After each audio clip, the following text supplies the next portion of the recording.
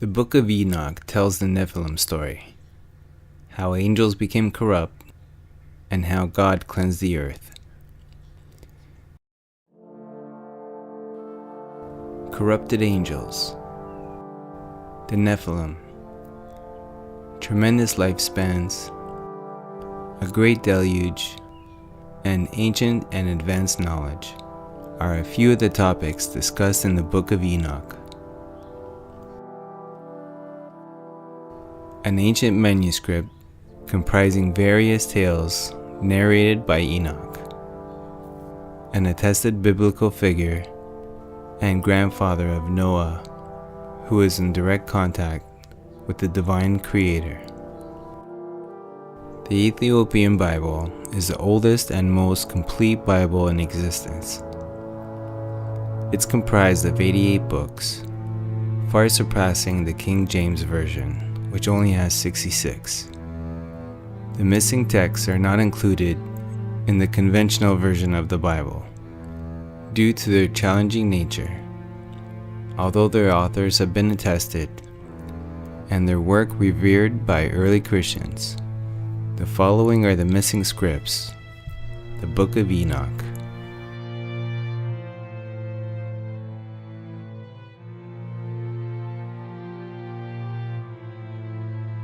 The Book of Enoch, Esdras, Baruch, Maccabee, and various others that never made it to the current version of the Bible.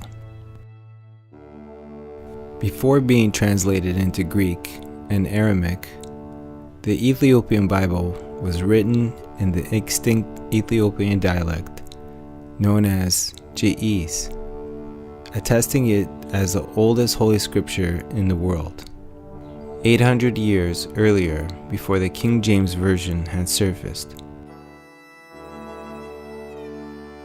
Enoch was the great-great-grandfather of Noah, the seventh generation of humans after Adam.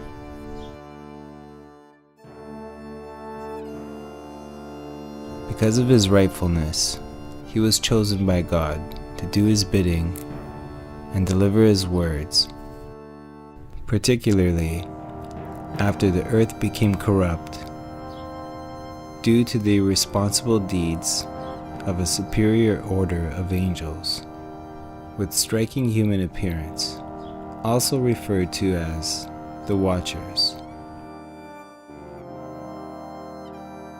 Enoch was the messenger of God and the one to receive his knowledgeable words and spread them across the land. In the end, he was taken by God into his kingdom, thus escaping his earthly demise that would sooner or later be upon him.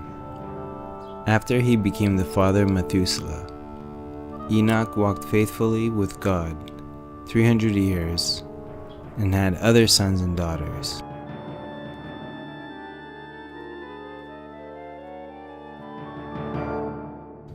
Although Enoch lived a total of 365 years, Enoch walked faithfully with God. Then he was no more, because God took him away. By faith, Enoch was taken from this life, so he did not have to experience death. He cannot be found, because God had taken him away. For before he was taken, he was commended as the one who pleased God. Hebrews 11-5.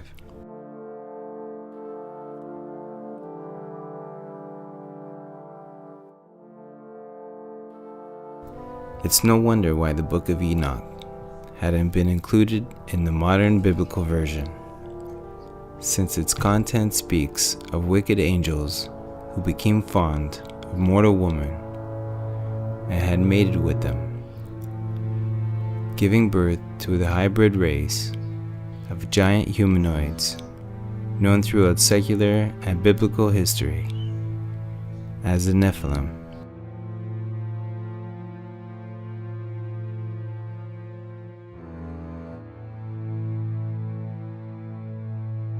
And it came to pass, when the children of men had multiplied that in those days were born unto them beautiful and comely daughters.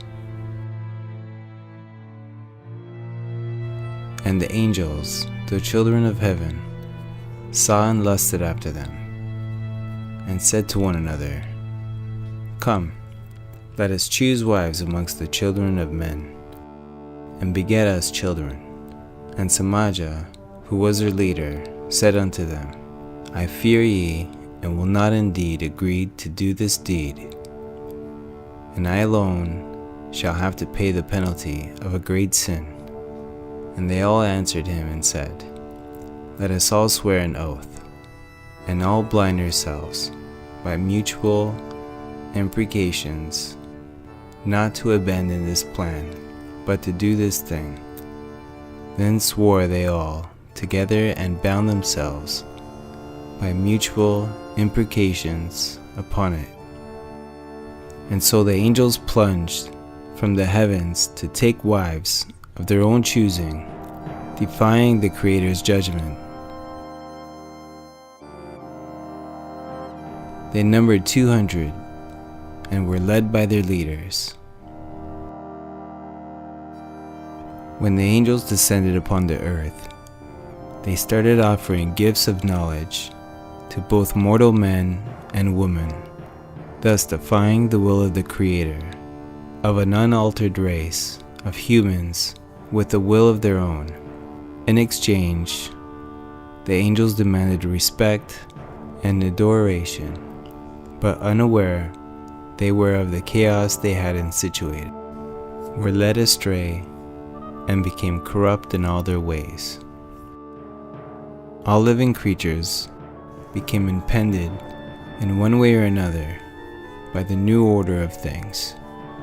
The angels didn't realize that the humans were too unripe and gullible to be taught so much knowledge at once. And all the others together with them took on themselves wives. Each chose for himself one. They began to go in unto them, to defile themselves with them. They taught them charms, enchantments, the cutting of roots, made them acquainted with plants. They became pregnant, and they bare great giants, whose height was 3,000 ells, who consumed all the acquisitions of men. When men could no longer sustain them, the giants turned against them and devoured mankind. They began to sin against birds, beasts, reptiles, fish, to devour one another's flesh and drink the blood. Then the earth laid accusation against lawless ones.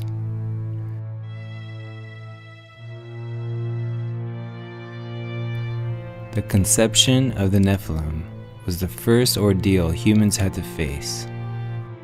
Intervening into the natural order of things had infuriated the Creator. So the Watchers and all that had been corrupted were about to taste retribution and destroy all the spirits of the reprobate and the children of the Watchers, because they have wronged mankind. Destroy all wrong from the face of the earth, and let evil work come to an end, and let the plant of righteousness and truth appears, and shall prove a blessing. The works of righteousness and truth shall be planted in the truth and joy forevermore. And cleanse thou the earth from all oppression, and from all unrighteousness, and all sin, and all from all godlessness, and all the uncleanness that is wrought upon the earth, destroy from the earth, and all the children of men shall become righteous, and all nations shall offer adoration and shall praise me, and all shall worship me, And the earth shall be cleansed from all defilement, and from all sin, and from all punishment, and from all torment, and I will never again send them upon it from generation to generation forever. Although some may find it hard to believe, the great flood had been scheduled long before Noah came to be, and it was his great-great-grandfather that had spread the divine word. The cataclysm was inevitable, as prior to that moment in time, inhabitants of the earth became corrupted and could no longer live in peace.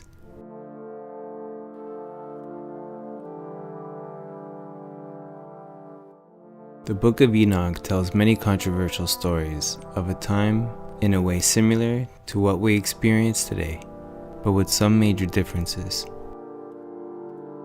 Before the Great Deluge, humans had tremendous lifespans, fact attested by the Sumerian king's list and the Egyptian pharaoh's timeline. Although historians still consider this time frame in human history as unimproved and fictional, there are numerous accounts speaking of those days when gods walked among men.